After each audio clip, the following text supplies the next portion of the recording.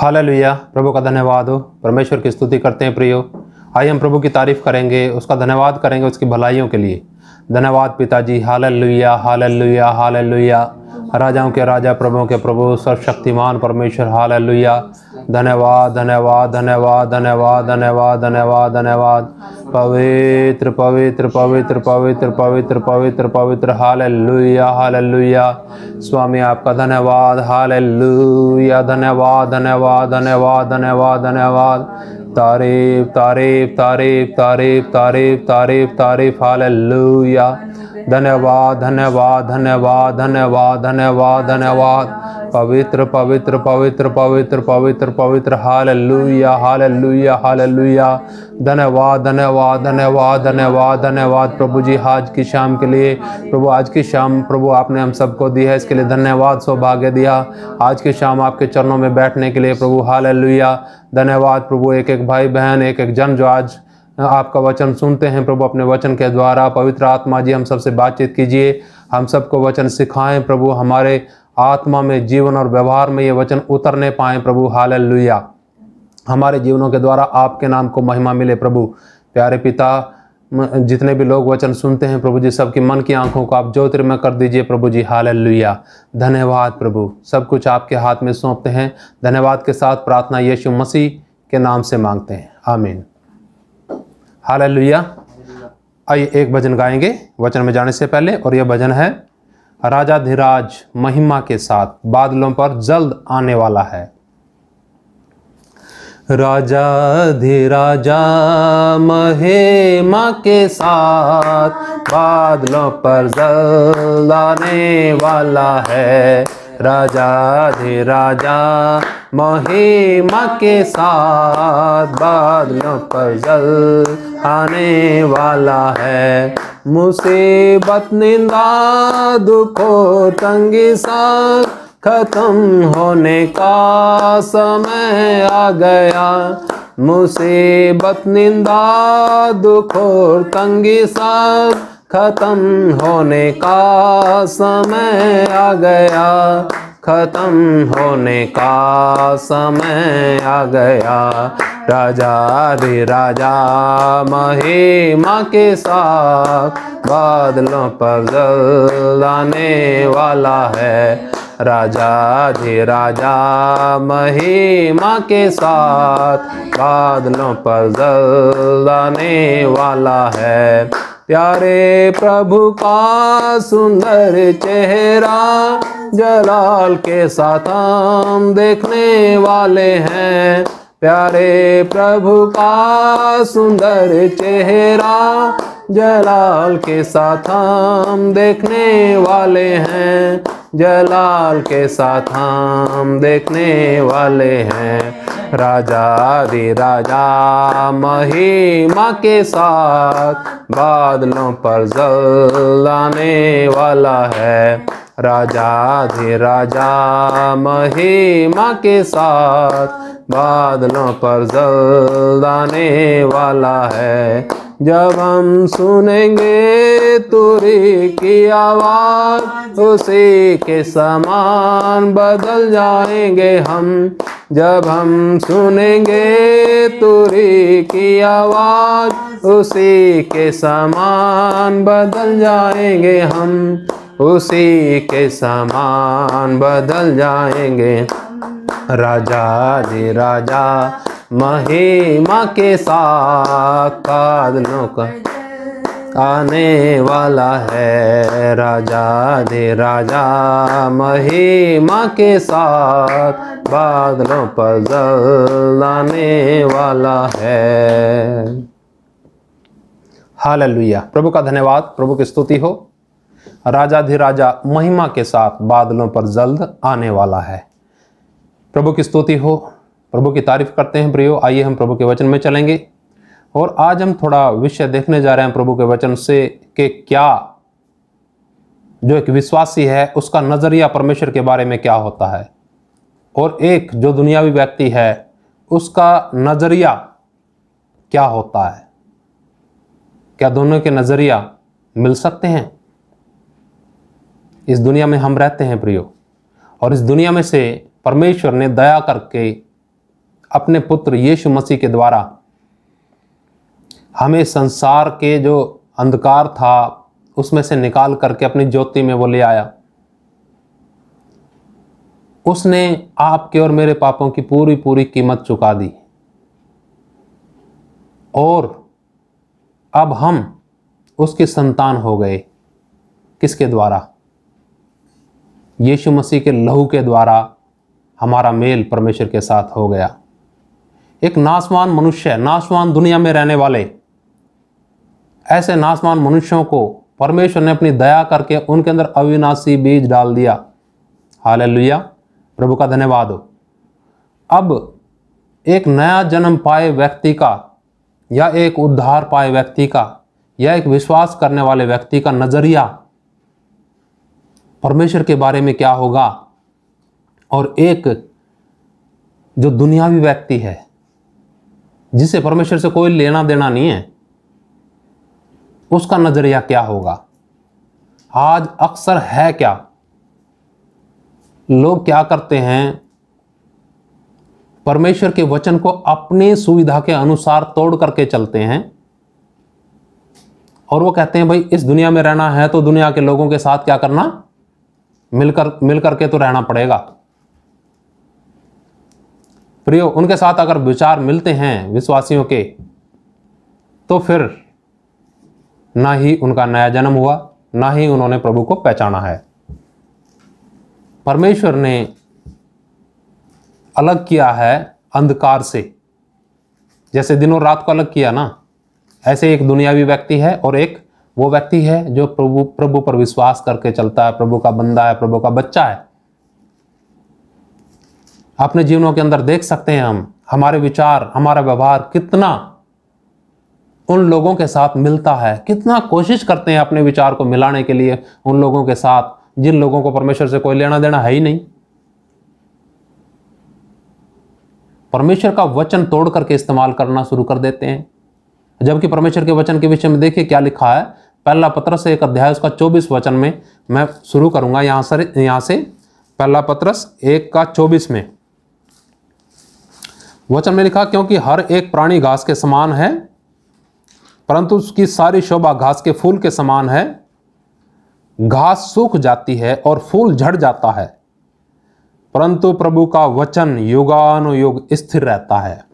और यही सुसमाचार का वचन है जो तुम्हें सुनाया गया है। हालेलुया। ये हमारे विषय में और परमेश्वर के वचन के बारे में बातचीत है। हमारा जीवन इस दुनिया के अंदर भौतिक जीवन है, नासवान है, परंतु इस नासवान जीवन के अंदर परमेश्वर ने सुसमाचार के द्वारा एक वो बीज डाल दिया जो कभी नाश नहीं होगा। यहां लिखा ना, परंतु प्रभु का वचन, किसका वचन? परमेश्वर का वचन। आज क्या करते हैं, परमेश्वर के वचन को ऐसा समझ लेते हैं जैसे कोई एक साधारण किताब है, इसलिए जीवन के अंदर परमेश्वर की भरपूरी नहीं है। इसीलिए उनके विचार, विश्वासियों के विचार उन लोगों से जो दुनियावी हैं उन लोगों के साथ मिलाने की वो कोशिश करते रहते हैं, उनके साथ मिलकर के चलने की कोशिश करते रहते हैं। वचन कहता है परमेश्वर का वचन, प्रभु का वचन युगानुयुग स्थिर रहता है। और मनुष्य, लिखा है वचन के अंदर, हर एक प्राणी घास के समान है और उसकी सारी शोभा घास के फूल के समान है। शोभा मनुष्य की कैसी है? वचन बताता घास के फूल के समान। सुंदर परमेश्वर ने बनाया, अच्छा बनाया परमेश्वर ने, फिर भी औरतें कहाँ जाती हैं? ब्यूटी पार्लर में। क्या करने के लिए? थोड़ा चमक जाएं। आदमी भी कुछ कुछ कराते होंगे, जरूर कराते होंगे, क्योंकि आज का जो आकर्षण है दुनिया के अंदर बहुत ज्यादा बढ़ता जा रहा है और विश्वासी लोग इससे अछूते बिल्कुल नहीं है। तो प्रियो, एक जो विश्वासी है और एक भौतिक व्यक्ति है, दोनों के विचार नहीं मिल सकते। अगर मिल गए तो समझ लीजिए वो जो विश्वासी है नहीं, वो भौतिक व्यक्ति ही है। थोड़ा वचन में चलेंगे, रोमियो की पत्री उसका 12 अध्याय और उसका 1 और 2 वचन पढ़ेंगे। वचन में लिखा है, इसलिए हे भाइयों, मैं तुमसे परमेश्वर की दया स्मरण दिलाकर विनती करता हूं कि अपने शरीरों को जीवित और पवित्र और परमेश्वर को भावता हुआ बलिदान करके चढ़ाओ, यही तुम्हारी आत्मिक सेवा है। इस संसार के सदृश ना बनो, परंतु तुम्हारे मन के नए हो जाने से तुम्हारा चाल चलन भी बदलता जाए, जिससे तुम परमेश्वर की भली और भावती और सिद्ध इच्छा अनुभव से मालूम करते रहो। हालेलुया। प्रभु का धन्यवाद करते हैं प्रियो। प्रभु का वचन स्पष्ट बताता है।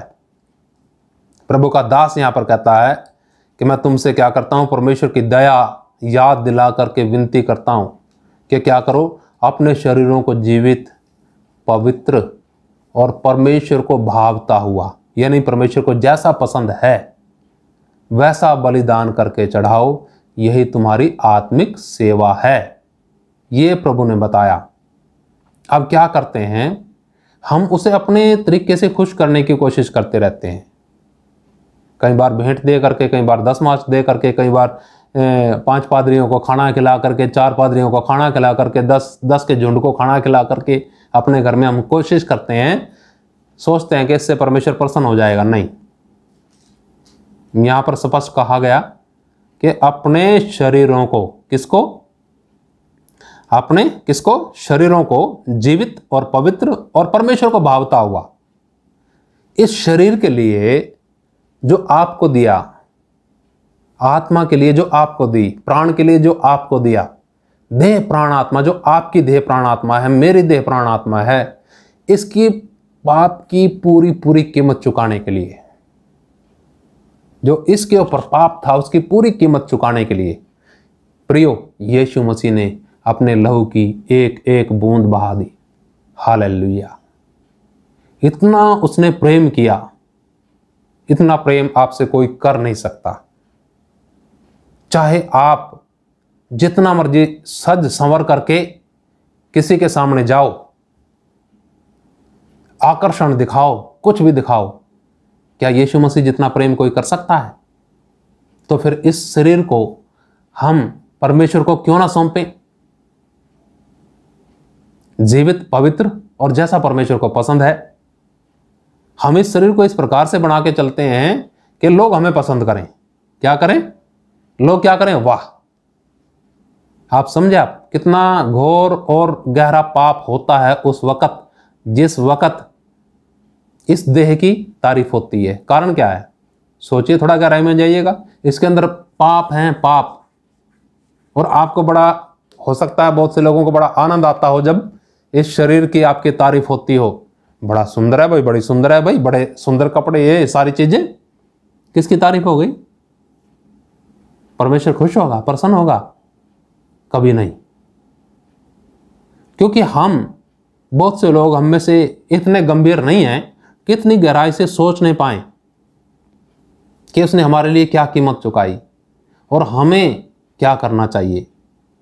बहुत से ऐसा कहते हैं कि नहीं, उसको तो क्या चाहिए, क्या नाम उसको शरीर से क्या मतलब, उसको तो मन चाहिए। अब आप सोचिए, बिल्कुल साधारण व्यक्ति जिसको परमेश्वर से कुछ लेना देना है ही नहीं, उस व्यक्ति का विचार है ये, और उसके साथ किसका मिल गया विचार? विश्वासी का। वो विश्वासी कैसा जो अविश्वासी के साथ विचार मिला के चलेगा? अविश्वासी बहन भी कहां जाती है? ब्यूटी पार्लर में। और ये विश्वासी भी वहीं सज के आती है। ये भी बालों को कर्ली करवाती है, वो भी कर्ली करवाती है। दोनों में फर्क है कुछ?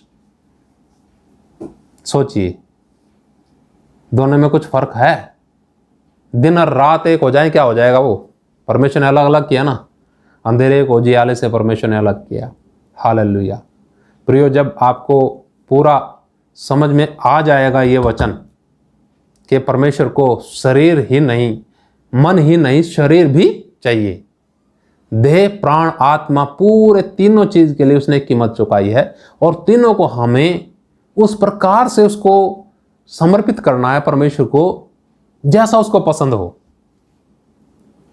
परमेश्वर ने जब मनुष्य को बनाया, सोचिए आप कैसा बनाया उसने मनुष्य को जब बनाया, उसके अंदर हीरे जड़ दिए थे। हाथ में हीरे थे ना, अंगूठी डाल दी उसने। परमेश्वर ने गलत बनाया उसको। पर जब हम देखते हैं स्वर्गदूतों को, थे उनके अंदर हीरे जवाहरात सारी चीज थी। सोचिए आप, उस आदम को जिसको परमेश्वर ने मिट्टी से बनाया, नंगा था वो। पर जो स्वर्गदूत थे उनके अंदर सारे हीरे मोती जड़े हुए थे। भौतिक व्यक्ति तो ऐसा बोलेगा कि हाँ ठीक है, स्वर्गदूत अच्छे थे, उस आदम से तो जो नंगा था, मिट्टी से बनाया, कुछ था नहीं उसके पास। पर जब आप वचन में अध्ययन करोगे, वचन पढ़ोगे आप गंभीरता के साथ, परमेश्वर ने कहा हाउ हम मनुष्य को अपनी समानता और अपने स्वरूप में बनाएं। हालेलुया। बेशक वो नंगा था, पर वो पूरा स्वरूप किसका था? परमेश्वर का। पूरी समानता किसकी थी? परमेश्वर की। स्वर्गदूत परमेश्वर की समानता में नहीं बनाए गए। अब जब परमेश्वर ने अच्छा बनाया, सही बनाया, फिर वो अंगूठी पहनने की क्या आवश्यकता? सोचिए क्या उद्देश्य होता है वो, यह बड़ा सजना संवरना किस कारण, क्या लक्ष्य है उसका? क्या अपने आप वाहवाही लूटना नहीं है? तारीफ लूटना नहीं है? प्रभु का वचन कुछ और कहता है प्रियो। परमेश्वर के वचन को जब हम अध्ययन करते हैं तो मालूम पड़ता है कि मनुष्य का जीवन नाशवान है। जितना मर्जी पाउडर लगा लो, जितना मर्जी लिपस्टिक लगाओ, जितना मर्जी जो मर्जी कर लो, दाढ़ी सफेद है तो उसको काली कर लो, ठीक है। जब वो उड़ जाएगी तो फिर क्या करेंगे? सिर के बाल काले लगे रहते हैं, जिस दिन उड़ जाएंगे फिर क्या करेंगे? किसको खड़ा करेंगे? उसको। जैसा परमेश्वर ने बनाया, अच्छा बनाया। ये सारे विचार आते कहां से हैं? संसार से, शैतान से। इस संसार को परमेश्वर से क्या लेना? तो वो विश्वासी भी वैसे चलने लग जाते हैं जैसे ये संसार के लोग हैं, भौतिक लोग हैं, उनके साथ बिल्कुल मिल करके चलते हैं, कुछ फर्क ही नहीं नजर आता। प्रभु का वचन देखिए क्या कहता है। दूसरे वचन में लिखा है इधर, इस संसार के सदृश ना बनो। साफ लिखा है, स्पष्ट लिखा है। अब सोचिए आप, बिल्कुल जिस बहन को परमेश्वर से कुछ नहीं लेना देना और जिसको विश्वासी है, जो परमेश्वर की बेटी है, वो बिल्कुल उसके समान चलेगी क्या? वो तो वचन के अनुसार चलना चाहिए ना उसे। है किसकी बेटी? परमेश्वर की बेटी है। और परमेश्वर क्या चाहता है? परमेश्वर चाहता है कि परमेश्वर के अनुसार चलें। लिखा, इस संसार के सदृश ना बनो, परंतु तुम्हारे मन के नए हो जाने से, याद रखिए लिखा वचन में, तुम्हारे मन के नए हो जाने से तुम्हारा चाल चलन भी क्या होता जाए? बदलता जाए। हालेलुया। प्रियो, जो परमेश्वर के लोग हैं, परमेश्वर का प्रेम उन्हें कायल करता है। परमेश्वर का प्रेम उन्हें हिम्मत देता है। परमेश्वर का प्रेम उन्हें याद कराता है कि अब हम अपने नहीं हैं, अब हम उसके हैं जिसने हमारे लिए बलिदान कर दिया। हालेलुया। वचन कहता आगे कि तुम्हारा चाल चलन भी बदलता जाए, जिससे तुम परमेश्वर की भली और भावती और सिद्ध इच्छा अनुभव से मालूम करते जाओ। परमेश्वर की भली, भावती और सिद्ध इच्छा क्यों नहीं मालूम है? सोचिए, उसकी इच्छा किसे मालूम होगी? क्या उसकी इच्छा उन्हें मालूम होगी जो उसके वचन के अनुसार नहीं परंतु संसार के अनुसार चलने की कोशिश करते हैं? परमेश्वर का वचन का प्रकाश बिल्कुल छिप जाएगा ऐसे लोगों से, और वो धीरे धीरे क्या करेंगे? बिल्कुल संसार के समान हो जाएंगे। पहले एक अंगूठी डालते थे, अब क्या डालने लगे? दूसरी डालनी सोने की। एक के हाथ में तो मैंने कई हाथों में देखी उसकी अंगूठी सोने की, और गले के अंदर पूरा चेन। कोई कह ही नहीं सकता ये विश्वासी हैं क्या? ये परमेश्वर के बंदे हैं। परमेश्वर का जो बेटा है, बेटी है, प्रियो, ये सारा संसार परमेश्वर का है तो सारा संसार हमारा भी है। हालेलुया। जो उसके बच्चे हैं, वो चार अंगूठी डाल के क्या दिखाने की कोशिश करते हैं? या बहनें कुछ कुछ डाल करके हैं क्या दिखाने की कोशिश करती हैं कि तेरे जैसा सुंदर कोई नहीं। क्या परमेश्वर ने कुरूप बनाया? परमेश्वर ने हर एक को एक अद्भुत तरीके से बनाया। परमेश्वर की नजर में हर एक की कीमत, हर एक की कीमत बड़ी है। और एक व्यक्ति के पाप की कीमत यीशु मसीह ने अपना प्राण दे करके चुकाई। शैतान आएगा, कहेगा कि नहीं नहीं, थोड़ा सा पाउडर लगा ले तो क्या जाता है? थोड़ा सा ये लगा ले तो क्या जाता है? कोई भी चीज, बेशक ये सजना संवरना या कुछ भी कार्य है, उसमें प्रचार भी हो सकता है, उसमें कोई भी चीज ऐसी हो सकती है जो हम दूसरों को अपनी तरफ आकर्षित करने के लिए करते हैं ना, उसको मैं ऐसा सोचता हूं, समझ लीजिए वो श्रृंगार के समान है, जो दूसरों को दिखाने के लिए होता है, दूसरों को आकर्षित करने के लिए होता है। उसमें कुछ भी कार्यक्रम हो सकता है। अगर अपनी तरफ किसी का ध्यान खींचने के लिए आप करते हैं कि देखिए मैं कितना अच्छा हूं, मैं सबसे अच्छा हूं, तो प्रियो ये बड़ी भयानक और खतरनाक बात है। ये परमेश्वर के लोगों में होनी ही नहीं चाहिए। प्रभु का धन्यवाद। आइए थोड़ा और आगे चलेंगे हम प्रभु के वचन में, और पहला कुरिन्थियों उसका 6 अध्याय उसका 19-20 वचन देखेंगे। पहला कुरिन्थियों 6 अध्याय 19-20 वचन। वचन में लिखा है इधर, क्या तुम नहीं जानते कि तुम्हारी देह पवित्र आत्मा का मंदिर है जो तुम में बसा हुआ है और तुम्हें परमेश्वर की ओर से मिला है और तुम अपने नहीं हो, क्योंकि दाम देकर मोल लिए गए हो। इसलिए अपनी देह के द्वारा परमेश्वर की महिमा करो। हालेलुया। प्रियो, यहां पर स्पष्ट बताया गया कि अब हम अंधकार के मंदिर नहीं है, दुष्ट के मंदिर नहीं है, परमेश्वर के मंदिर है। पवित्र आत्मा हम में बसता है। हालेलुया। और लिखा है कि पवित्र आत्मा तुम में बसा हुआ है और तुम्हें परमेश्वर की ओर से मिला है। ये पवित्र आत्मा किसकी तरफ से मिला है? परमेश्वर की ओर से मिला है। और लिखा वचन में तुम अपने नहीं हो। अब आप समझ लीजिएगा, वचन कहता तुम अपने नहीं हो, फिर किसके हो गए? उसके हो गए, जैसा इस वचन में लिखा, क्योंकि दाम देकर मोल लिए गए हो। दाम दिया गया आपका। सोचिए क्या दाम दिया गया। यीशु मसीह ने बलिदान किया, यीशु मसीह के मुंह पे थूका गया, यीशु मसीह की दाढ़ी नोची गई, यीशु मसीह की पीठ पे 39 कोड़े मारे गए, यीशु मसीह के सिर पे कांटों का ताज रखा गया, हाथों पैरों में 8-8 इंच की लोहे की कीलें ठोकी गई, लहू बहता गया यीशु मसीह का। हालेलुया। फिर भी यीशु मसीह कहते हैं, हे पिता इन्हें माफ कर, क्योंकि ये नहीं जानते क्या करते हैं। हालेलुया। उस मेरे प्रभु यीशु मसीह ने मेरी कीमत चुकाई। अब मैं अपना नहीं रहा, मैं उसका हो गया। अब मैं जब उसका हो गया तो मैं खत्म हो गया उधर से कि मैं कितना सुंदर हूं। क्या मैं उनके समान ना चलूं? क्या मैं परमेश्वर का बच्चा नहीं?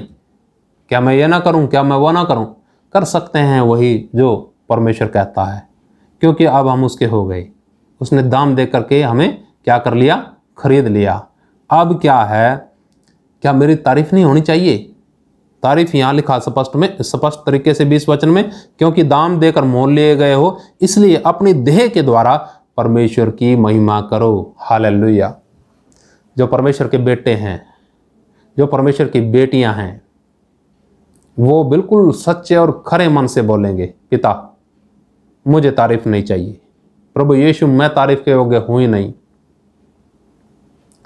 आप तारीफ के योग्य हैं। आप हैं वो सुंदर, जो अति सुंदर हैं। क्रूस पर यीशु मसीह ने आपके मेरे पाप उठा लिए प्रियो। उस क्रूस पर मारे गए और फिर गाड़े गए और मुर्दों में से तीसरे दिन जी उठे यीशु मसीह को ही हम महिमा दे सकते हैं।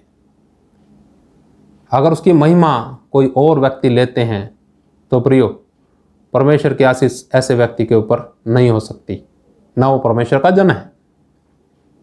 आइए थोड़ा और हम चलेंगे प्रभु के वचन में।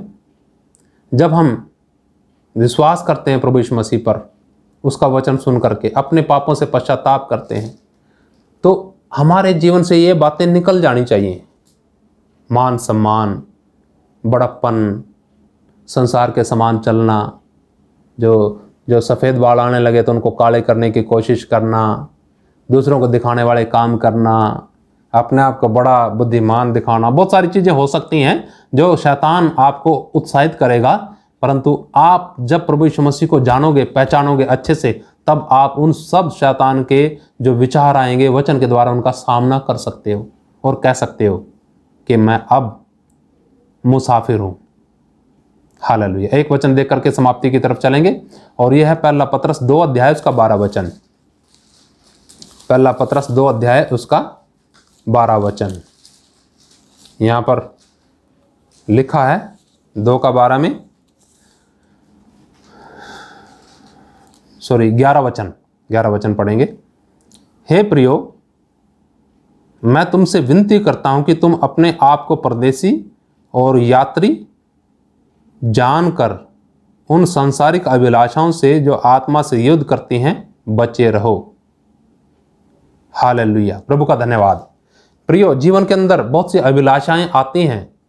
बहुत से विश्वासियों से जब हमारी बातचीत होती है तो मालूम पड़ता है कि बिल्कुल इनका जीवन वैसा है जैसा अविश्वासियों का, जिनको विश्वास का मतलब ही नहीं पता। तो जिन लोगों ने परमेश्वर को समझ लिया, जान लिया, जो लोग गंभीर हैं, जिन लोगों को मालूम हो चुका कि यीशु मसीह ने किस लिए बलिदान दिया, उन लोगों के विचार भौतिक लोगों के साथ कभी नहीं मिलेंगे, कभी मिल करके नहीं चलेंगे। वो मिल के चलेंगे तो परमेश्वर के वचन के अनुसार चलेंगे। कई लोग आकर के बहुत सारी बातें सुनाएंगे कि वचन में लिखा है भाई लोग आपस में मिले रहें। ठीक है, जरूर लिखा है भाई लोग, पर भाई लोगों का एक योग्यता है। कौन होते हैं भाई लोग?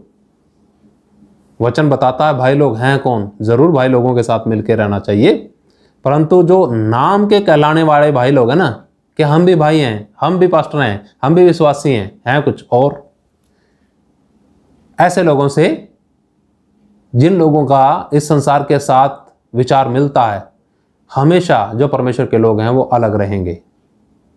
भौतिक संसार की चीजें उन्हें नहीं चाहिए। जिन्हें यीशु मसीह मिल गया, उन्हें और क्या चाहिए सोचिए। वो आनंद के साथ अपने आप को समझेंगे कि हम मुसाफिर हैं, यात्री हैं। और जैसे जैसे जीवन के अंदर अभिलाषाएं आती हैं, लालसाएं आती हैं, प्रभु यीशु मसीह की सहायता से वो जागृत हैं उनका सामना करने के लिए। उनका सामना करते हुए, उनके ऊपर जय प्राप्त करते हुए अपने जीवन के सफर को वो पूरा करते हैं। हालेलुया। जब यीशु मसीह मिल गया तो सब मिल गया। हालेलुया। और हम विचार करें अपने जीवनों के ऊपर, क्या मेरा विचार इस दुनिया के लोगों के साथ तो नहीं मिलता? क्या मैं उनके साथ सहमत होकर के तो नहीं चलता? क्या मैं वचन को तोड़ करके अपनी सुविधा के अनुसार इस्तेमाल तो नहीं करता? प्रियो, हमें कुछ तोड़ने की आवश्यकता नहीं, हमारा मन टूटना चाहिए। वचन के अनुसार जब हम चलेंगे, परमेश्वर आपके साथ है, पिता, पुत्र, पवित्र आत्मा, त्रिएक परमेश्वर आपके साथ, स्वर्ग की पूरी सामर्थ्य आपके साथ रहेगी। हालेलुया। प्रभु का धन्यवाद, परमेश्वर की स्तुति हो। आइए धन्यवाद करें पिता का। धन्यवाद पिता। हालेलुया। धन्यवाद प्रभु। हालेलुया।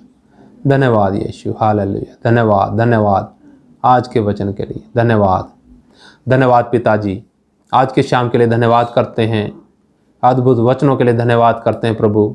ये वचन हम सबके आत्मा में, जीवन और व्यवहार में उतरने पाएँ प्रभु। हम आपके उस प्रेम को जानने पाएँ जो आपने कैलवरी क्रूस पर हम सब पापियों के लिए किया।